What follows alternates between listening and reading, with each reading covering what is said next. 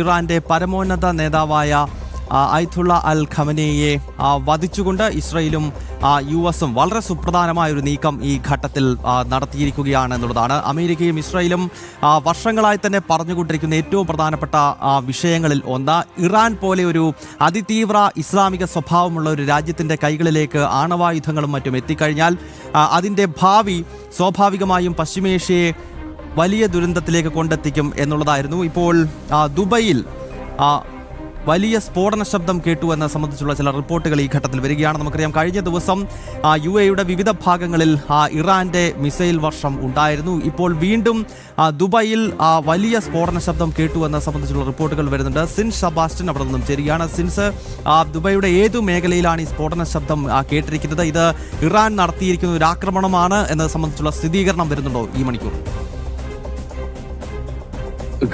ഇപ്പോൾ ഉണ്ടായ സ്ഫോടന ശബ്ദത്തിൽ കൃത്യമായ എന്താണ് സംഭവിച്ചതെന്ന് അറിയില്ല. സ്ഫോടന ശബ്ദം മാത്രമാണ് കേട്ടിരിക്കുന്നത്. ഒരു ആക്രമണം, ഇറാന്റെ ഭാഗത്തുനിന്നുണ്ടായ ഒരു ആക്രമണമാണോ എന്ന് നമുക്ക് തീർച്ചയായും ഉറപ്പിക്കാൻ പറ്റുന്ന സാഹചര്യമല്ല ഉള്ളത്. പക്ഷെ ഇന്നലെ രാത്രിയിൽ ശരിക്കും UAE-യുടെ തന്ത്രപ്രധാനമായ എല്ലാ സ്ഥലങ്ങളിലും ഇറാന്റെ ആക്രമണം ഉണ്ടായി. ആദ്യം ഉണ്ടായത് ദുബായ് വിമാനത്താവളത്തിന് നേരെയായിരുന്നു. ഇവിടെ 4 പേർക്കാണ് പരിക്കേറ്റത്. അതിനുശേഷം അബുദാബി വിമാനത്താവളത്തിന് നേരെയും ഇറാന്റെ ആക്രമണം ഉണ്ടായി. ഇവിടെ ഒരു ഏഷ്യ വംശജൻ മരിക്കുകയും 7 പേർക്ക് പരിക്കേൽക്കുകയും ചെയ്തു. അപകടത്തെ തുടർന്ന് വിമാനത്താവളത്തിൽ അടിയന്തര സുരക്ഷാ സേനയെ വിന്യസിക്കുകയും രക്ഷാപ്രവർത്തനങ്ങൾ ഏകോപിപ്പിക്കുകയും ചെയ്തു. പരിക്കേറ്റവർക്ക് ആവശ്യമായ അടിയന്തര വൈദ്യസഹായം ലഭ്യമാക്കിയിരുന്നു. ഇതോടൊപ്പം തന്നെ ലോകത്തിൽ തന്നെ ഏറ്റവും വലിയ ആഡംബര ഹോട്ടലായ ദുബായിലെ ബുർജ് അൽ അറബിലേക്കും ഇറാന്റെ ഡ്രോൺ ആക്രമണം ഉണ്ടായി. അതിൽ ബുർജ് അൽ അറബിന്റെ പുറംഭാഗത്ത് ചെറിയ തീപിടുത്തമുണ്ടായി. സിവിൽ ഡിഫൻസ് സംഘങ്ങൾ ഉടൻ സ്ഥലത്തെത്തി സ്ഥിതിഗതികൾ നിയന്ത്രണ വിധേയത്തിലാക്കിയായിരുന്നു. അവിടെ പരിക്കുകളൊന്നും റിപ്പോർട്ട് ചെയ്തില്ല.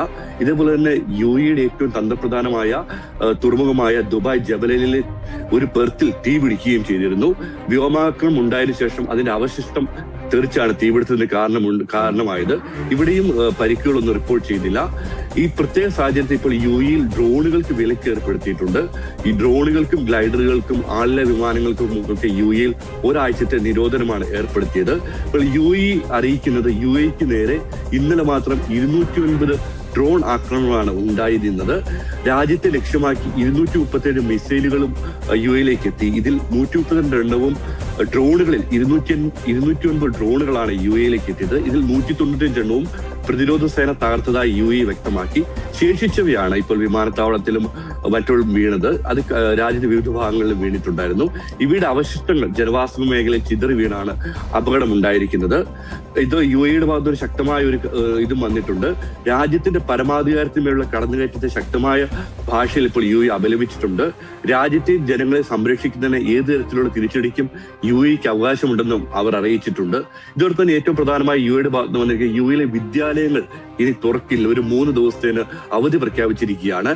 മാർച്ച് 2, 3, 4 തീയതികളിൽ UAE-ലെ സ്കൂളുകളും വിദ്യാഭ്യാസ സ്ഥാപനങ്ങളും തുറക്കില്ലെന്ന് UAE അധികൃതർ അറിയിച്ചിട്ടുണ്ട്. പഠനം ഓൺലൈനിലേക്ക് മാറ്റാനാണ് അധികൃതരുടെ നിർദ്ദേശം.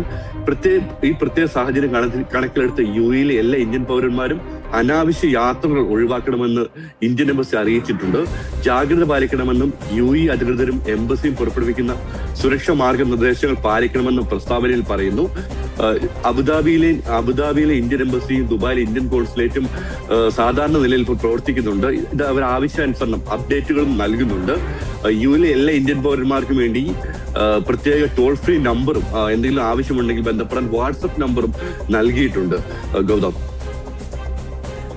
ഷിൻസി, ഇപ്പോൾ നടന്നിരിക്കുന്ന ഈ സ്ഫോടന ശബ്ദം സംബന്ധിച്ച് UAE-യുടെ ഭാഗത്ത് നിന്ന് എന്തെങ്കിലും പ്രതികരണം ഉണ്ടാകുന്നുണ്ടോ? ഒപ്പം ഇന്നലെ രാത്രിയിൽ നടന്ന സംഭവങ്ങളുമായി ബന്ധപ്പെട്ടും ഔദ്യോഗികമായ വിശദീകരണം സർക്കാരിന്റെ ഭാഗത്ത് നിന്നുണ്ടാകുന്നുണ്ടോ അവിടെ? ഗൗതം, ഇപ്പോൾ ഉണ്ടായ സ്ഫോടന ശബ്ദത്തെ പറ്റി ഇതുവരെ ഔദ്യോഗികമായ അറിയിപ്പുകളൊന്നും വന്നിട്ടില്ല UAE-യുടെ ഭാഗത്തുനിന്ന്. നമ്മൾ എന്തെങ്കിലും ഉണ്ടെങ്കിൽ അത് വരും മണിക്കൂറുകൾ UAE അതോറിറ്റിയെ കൃത്യമായ രീതിയിൽ അതിന് സാമൂഹ്യ മാധ്യമങ്ങളിലൂടെയോ അല്ലെങ്കിൽ വാർത്താക്കുറിപ്പിലൂടെ അറിയിക്കും എന്താണ് സംഭവിച്ചെന്നുള്ളത്.